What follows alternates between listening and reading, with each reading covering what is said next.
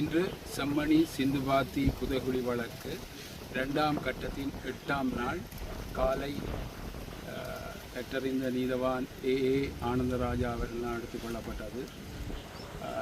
ராஜ் சோமதேவாவின் 4 பேர் அடங்கிய குழுவினரும் டாக்டர் செல்லையா பிரணவன் அவர்களுடன் இன்னும் 2 சட்ட வைத்தியர்களும் அத்தோடு சோகோ போலீசார் 4 பேரும் யாழ் பல்கலைக்கழக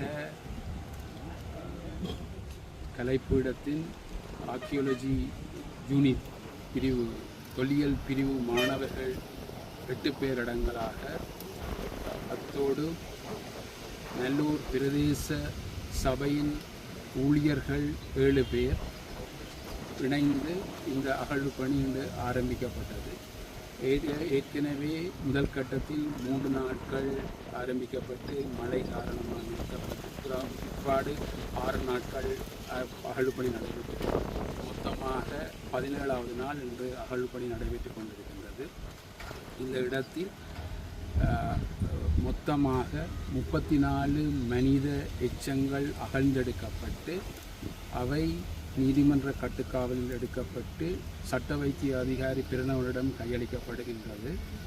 அவர் அதனை யாழ் பல்கலைக்கழக நச்சியல் ஆந்த்ரோபாலஜி யூனிட்டில் அதை பாதுகாப்பாக சேமித்து வைக்கின்றார். அதே நேரம் ஆர்டிஃபெக்ட்ஸ் என்று சொல்லப்படுகின்ற இந்த இடங்களில் எடுக்கப்பட்ட பிற பொருட்கள், உதாரணமாக பேக், பொம்மை, பாதணி, காப்பு, வளையல் போன்ற பொருட்கள் நீதிமன்ற கட்டுக்காவலில் பிஆர் என்று சொல்லும் சான்று பொருளாக நீதிமன்ற கட்டுக்காவலில் அன்றன்று எடுக்கப்படுகின்றது, பாதுகாப்பாக வைக்கப்பட்டிருக்கின்றன. இந்த வழக்கு இலக்கத்தோடு இணைந்து வைக்கப்பட்டிருக்கின்றது.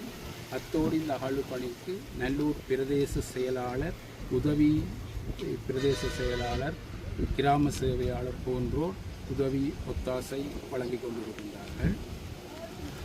அது மட்டுமல்ல, 34 மனித எச்சங்கள் அகழ்ந்தெடுக்கப்பட்டிருக்கிற அதே நேரம் 2 சிறுவர்களின் எச்சங்கள் அடையாளப்படுத்தப்பட்டிருக்கின்றது.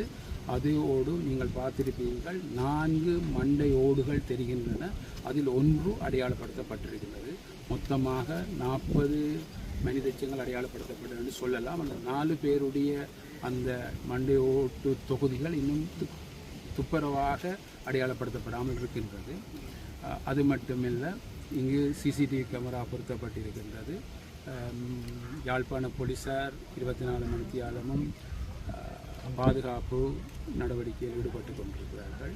அத்தோடு காணா போனோர் அலுவலக சட்டத்தரணியும் பாதிக்கப்பட்டவர் சார்பில் நாங்களும் இந்த நலனில் அக்கறையாக ஆஜராகி கொண்டிருக்கின்றோம். இதைவிட இன்று முக்கியமான ஒரு விடயம், ஏற்கனவே உங்களுக்கு தெரியும், சேட்டலைட்டில் காட்டப்பட்ட பிரதேசம், சந்தேகத்துக்கிடமான பிரதேசம் நேற்றிலிருந்து அகழ்வுப்பணி நடைபெற்று கொண்டிருக்கிறது. இன்று ஒரு ஆடை ஒத்த சந்தேகப்படுற பொருள் ஒன்று அதில் கண்டுபிடிக்கப்பட்டுள்ளது. இன்னும் அது அகழப்படவில்லை. அகழ்ந்த பிற்பாடு தான் அந்த பொருள் என்னென்று சொல்லக்கூடியதாக இருக்கும். நாளை மீண்டும் 9ஆம் நாள், 2ஆம் கட்டத்தின் 9ஆம் நாள் அகழ்வுப்பணி நடைபெறும். நன்றி. இதுவரைக்கும் மீட்கப்பட்ட சான்று பொருட்கள் தொடர்பாக யாராவது பாதிக்கப்பட்ட தரப்புகள் ஏதாவது தங்களுடைய சொல்லி ஏதாவது தொடர்பு வந்திருக்கின்றன? அது சம்பந்தமாக அறிவிக்கப்படவில்லை. அது மட்டுமில்லை, இப்போது அகழ்வு பணிகள் மட்டுமே நடைபெற்று கொண்டிருக்கின்றன. எந்த பொருட்களையும் ஆய்வு செய்கிற நடவடிக்கைகள் மேற்கொள்ளப்படவில்லை. முழுவதாக ஆழ்ந்தெடுத்த பிற்பாடு மண்டையோட்டு தொகுதிகள் உள்ள அந்த மனித எண்புகள் சட்ட வைத்திய அதிகாரி குழுவினரினால் ஆய்வு செய்யப்படும். இறப்புக்கான காரணம், ஆணா பெண்ணா, வயது போன்ற விடயம், கோசப்புடைய போன்ற விடயங்கள் அதில் சொல்லப்படும். அதே நேரம் பிற பொருட்களை வைத்துக்கொண்டு அதற்கான கால அளவை பேராசிரியர் ராஜ் சோமன் அவர்கள் சொல்லுவது வழமை. ஆனால் இப்போது அகழ்வு பணி மட்டும் நடைபெற்று கொண்டிருக்கிறது. அது அகழ்ந்து முடிந்த பிற்பாடு அது சம்பந்தமான நடவடிக்கை மேற்கொள்ளப்படும். செம்மணி சித்துப்பாத்தி இந்து மயானத்தின் அகலப்பட்டு வரும் மனித புதைகுழியில் இதுவரை 40 மனித எலும்புக்கூடுகள் அடையாளம் காணப்பட்டுள்ளமை குறிப்பிடத்தக்கது.